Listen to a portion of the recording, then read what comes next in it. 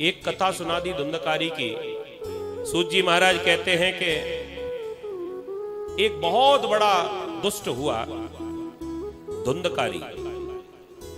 एक ब्राह्मण देवता थे जिनका नाम था आत्मदेव। इनकी पत्नी थी धुंधुली देवी। इनको कोई पुत्र नहीं हुआ, कोई संतान न हुई। ब्राह्मण देवता बड़े दुखी हो गए। वैसे किसी बात की कमी नहीं थी, धन की, वैभव की, ज्ञान की, किसी बात की कमी नहीं, लेकिन कमी है घर में केवल एक संतान की। जब संतान ना हुई तो लोग ताने मारने लगे। जिनके घर में संतान नहीं होती उन्हें ना जाने क्या क्या सुनने को मिलता है, सब लोग जानते हैं। आत्मदेव ब्राह्मण को भी न जाने क्या क्या सुनने को मिला। एक बार मन में इतनी खिन्नता आ गई, इनका इतना दिमाग खराब हो गया कि टेंशन के मारे खुदकुशी करने का विचार आ गया। अब मैं जीऊंगा नहीं, मर जाऊंगा। जंगल में गए नदी में कूदने के लिए, तब तक संत का रूप बनाकर कोई भगवंत ही आ गए होंगे। संयोग ऐसा था, किसी संत ने आकर पकड़ लिया, ब्राह्मण देवता मरना क्यों चाहते हो? हाथ जोड़कर कहा, रोने लगे, महाराज मैं बहुत बड़ा पापी हूं। क्या पाप किया तुमने? कह दिया महाराज पता नहीं, ये अभी का तो पाप नहीं है, कुछ पिछले जन्मों के पाप हो सकते हैं। ये थोड़ा आवाज का पिछले जन्म को के कोई पाप होंगे। मेरे घर में कोई संतान नहीं है, कोई पुत्र नहीं है। ये सुनकर संत भगवान को तो बड़ा हंसना आ गया, बड़ी हंसी आई। क्यों? ये तुम्हारे मरने का कारण है? हाँ महाराज। कह दिया तुम्हारे कोई पुत्र नहीं है, ये तो बहुत भाग्य की बात है, क्योंकि बड़े भाग्यशाली होते हैं वो लोग जिनके कोई संतान ना हो। अरे महाराज कैसी बातें करते हो, लोग तो न जाने क्या क्या ताने कर देते। कह दिया ये दुनिया के ताने जब बच्चे हो जाएंगे तो बंद हो जाएंगे क्या? वो तो लोग फिर भी बोलेंगे, जिनको कहना है वो तो कहते ही रहेंगे, लेकिन जब तक घर में संतान ना हो, बड़े गौर से सुनना हमारी बात, जब तक संतान नहीं होगी तो जीवन भर एक ही दुख रहेगा। जीवन भर हमारे बेटा नहीं हुआ, एक ही दुख, दूसरा नहीं होगा। सब कुछ मिलेगा लेकिन एक दुख रहेगा, संतान ना हुई। लेकिन उनसे जाकर पूछो कि जिनकी संतान है उनके जीवन में कितने सारे दुख हैं। इसलिए तुम तो बड़े भाग्यशाली हो कि तुम्हारे कोई पुत्र नहीं है। फालतू मोह माया के चक्कर में पड़ना नहीं है, प्रेम से भगवान का भजन करो। लेकिन ब्राह्मण देवता कहने लगे, नहीं महाराज, मैं अपने हाथों से कोई भी वृक्ष लगाता हूं वो हरा भरा नहीं रहता, वो 2-4 दिन में सूख जाता है। और मेरे घर के आंगन में एक गाय है, बड़ी सेवा करता हूं मैं उसकी, लेकिन इतने दिन हो गए अपने घर के आंगन में मैंने बहुत प्रयास किया, लेकिन उस गाय को भी कोई बछड़ा नहीं हो पाया। मेरे घर के आंगन में आकर वो गाय भी बांझ हो गई। मेरे घर के आंगन में तुलसी का वृक्ष कभी भी फलीभूत नहीं होता। और महाराज मेरी स्थिति तो मैंने बताई दी, मेरे कोई संतान नहीं है, बहुत बड़ा पापी हूं मैं, इसलिए मैं मर रहा हूं, मुझे जीना नहीं है। महात्मा जी ने कहा, देख भाई, अगर मेरे पीछे तू मर जाता कोई बात नहीं, लेकिन मैं अपने आंखों के सामने तुझे मरना नहीं देख सकता, मैं तुझे मरने नहीं दूंगा। ब्राह्मण देवता कहने लगे, तो मरने नहीं दोगे तो हमें कोई उपाय बता जाओ।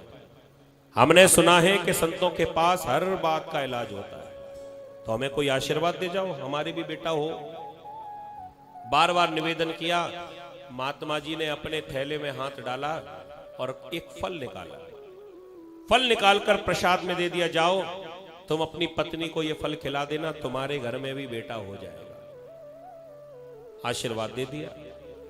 ब्राह्मण देवता प्रसन्न होकर जब अपने घर में आए, अपनी पत्नी धुंधुली को बुलाया। धुंधुली आ रही हूं जी, क्या हुआ? कह दिया, आज हमारा भाग्योदय हो गया, किसी संत ने हमको ये प्रसाद आशीर्वाद में दिया है, ये फल दिया है, तो इस फल को खा ले, तो गर्भवती हो जाएगी। सूत जी महाराज ने धुंधली के स्वभाव का भी वर्णन किया है भागवत के महात्म्य में। ये धुंधली का स्वभाव उल्टा है। कुछ उल्टे दिमाग के लोग होते ना, जो घर वाले कहेंगे वो हम कभी नहीं करेगा। अपने मन का काम करना। कुछ ऐसे उल्टी खोपड़ी के होते हैं, को कहो लेकिन नहीं करते, अपने मर्जी से करेंगे। पति ने जब कहा ये फल खा ले, तुरंत ही बुद्धि जो है ना इसकी उल्टी है। उल्टी खोपड़ी भीतर से आवाज आई कि ना बिल्कुल मत खाना। पति को मना तो नहीं कर पाई लेकिन ले लिया, कह दिया बाद में खा लूंगी। अब उस फल को जैसे ही हाथ में लिया तब से इसके मन में टेंशन शुरू हो गई कि खाऊं कि ना खाऊं, खाऊं कि ना खाऊं, क्योंकि इसका स्वभाव बहुत अच्छा नहीं है। भागवत के महात्म्य में इसका स्वभाव कैसा है मालूम? थोड़ा थोड़ा हम बता देते, आप अंदाजा लगा लेना।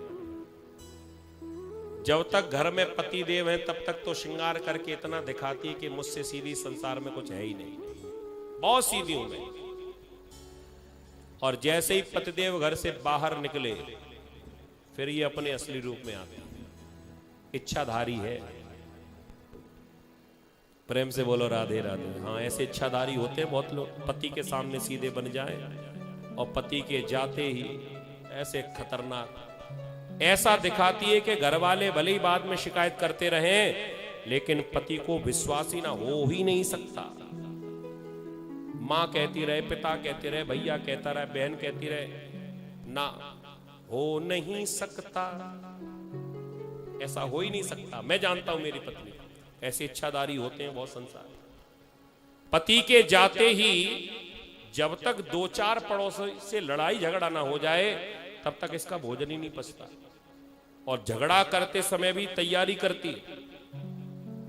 एक गिलास में नारियल पानी, एक गिलास में पुदीना का पानी, एक गिलास में लस्सी, एक गिलास में सादा पानी, ये 4-5 गिलास भरकर पहले रसोई घर में रखकर आती और फिर आती लड़ने भिड़ने, आ जाओ भैया कौन है।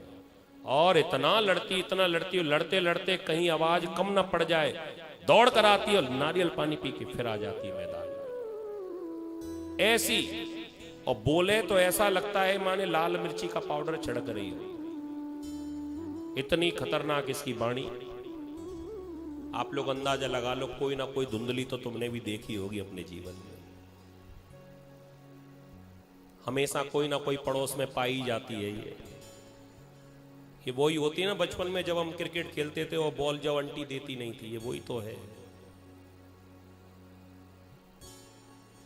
इतनी खतरनाक। लेकिन पतिदेव जैसे ही आ जाए तो ऐसी सती साध्वी बनने का ढोंग करती है। पति से मना कर दिया, अरे महाराज पहले स्नान करूंगी, उसके बाद में पूजा करूंगी, उसके बाद में तब जाकर मैं खाऊंगी। पति तो चले गए लेकिन इसके मन में ये खुरापात शुरू हो गया कि इसको खाऊं कि ना खाऊं, खाऊंगी तो क्या होगा और ना खाया तो क्या होगा, और ना भी खाऊं तो इस फल को कहां छुपाऊं। मन में बहुत सारी बातें चल रही थी। तब तक इसकी छोटी बहन आ गई। छोटी बहन से पूछ लिया, बहन तो सही समय पर आई है, ये बता ये फल पतिदेव लेकर आए किसी महात्मा जी से, इस फल को मैं खाऊं कि ना खाऊं। छोटी बहन ने सलाह दी कि खा लो, तुम्हारे कोई पुत्र नहीं है, हो सकता है कि किसी संत का आशीर्वाद फल जाए। अपनी बहन को ही समझाने लगी,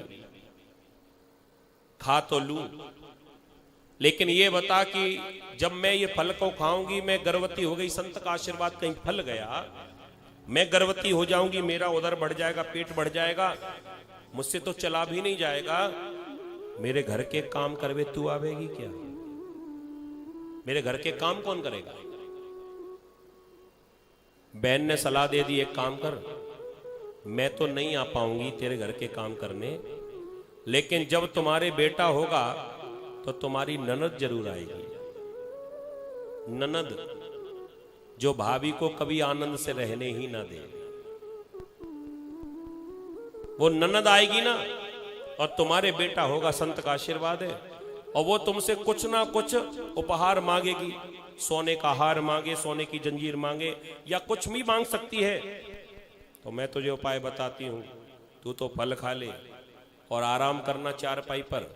अपनी ननद को 6 महीना पहले बुला और खूब काम करवा।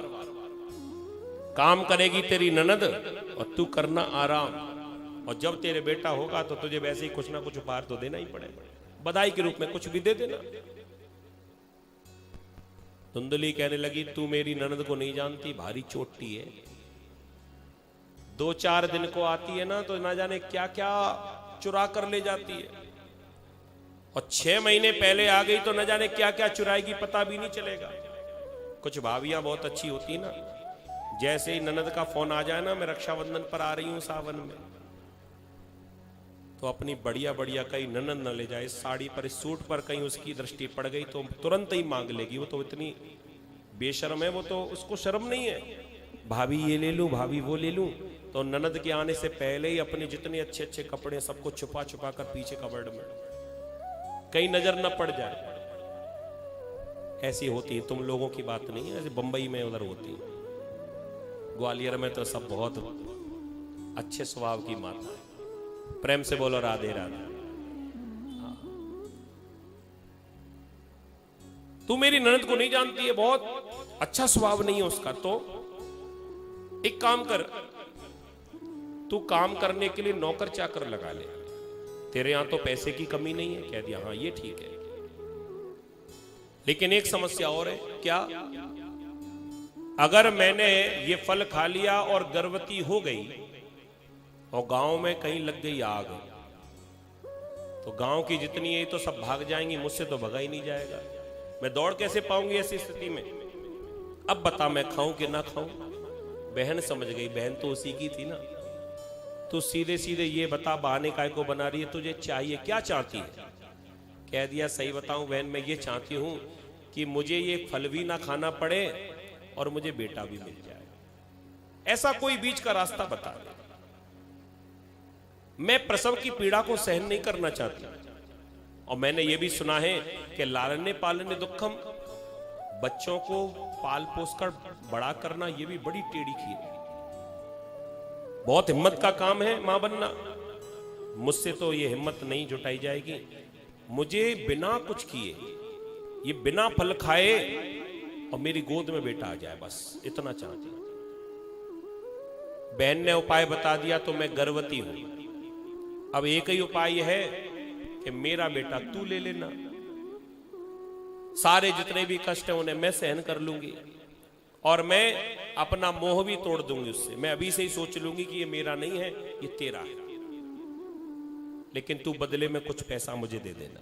कह दिया वो तो चिंता मत कर, तू जो कहेगी वो मिलेगा, लेकिन अपना बेटा तू मुझे देगी। कह दिया हाँ, लेकिन एक समस्या और रह गई, ये फल का क्या करूं? कह दिया फल को अपने आंगन में जो गाय बंधी हुई उस गाय को खिला दे। जरा देखे ना संत का प्रसाद भी वो कितना महत्वपूर्ण है। अगर सच्चा होगा तो गाय को भी पुत्र होगा। वो फल जाकर गाय को खिला दिया, लेकिन एक समस्या अभी भी है। क्या? दुनिया के सारे झूठ छुपाए सकते हैं, छुपाए जा सकते हैं, लेकिन कोई स्त्री गर्भवती नहीं है ये कैसा छुपाया जाए? और कोई स्त्री गर्भवती है इस बात को कैसे दिखाया जाएगा? ये तो झूठ नहीं बोला जा सकता। भाई आज नहीं तो कल मेरा पेट तो बढ़ना चाहिए, लेकिन बिना फल खाए ये कैसे संभव है? छोटी बहन बहुत 2 कदम आगे निकली, उसने कह दिया तू चिंता मत कर, 4-5 महीने तक तो तुझे कुछ नाटक करने की जरूरत नहीं है, लेकिन उसके बाद तू धीरे धीरे पेट में कपड़े बढ़ाती जाना, बांध लेना। देखना ऐसा लिखना चाहिए कि बिल्कुल तू गर्भवती है, और तेरे पति तो वैसे भी सीधे साधे हैं, वो इतना कहां चक्करों में पड़ते हैं। तुझे ऐसी हालत में देखकर वो इतने प्रसन्न होंगे कि खुशी में उनको कुछ दिखेगा ही नहीं। हाँ ये ठीक रहेगा। बहन की सारी बातों को मान लिया और इसने नाटक करना शुरू कर दिया। झूठ बोल दिया मैंने फल खा लिया है, अब मैं भगवान का एकांत में भजन करूंगी, आप मेरे सामने बार बार मत आया करो। पति तो इतना प्रसन्न हो गया कि तू चिंता मत कर, मैं घर में आऊंगा ही तब जब तेरे बेटा होगा। सारी टेंशन दूर हो गई।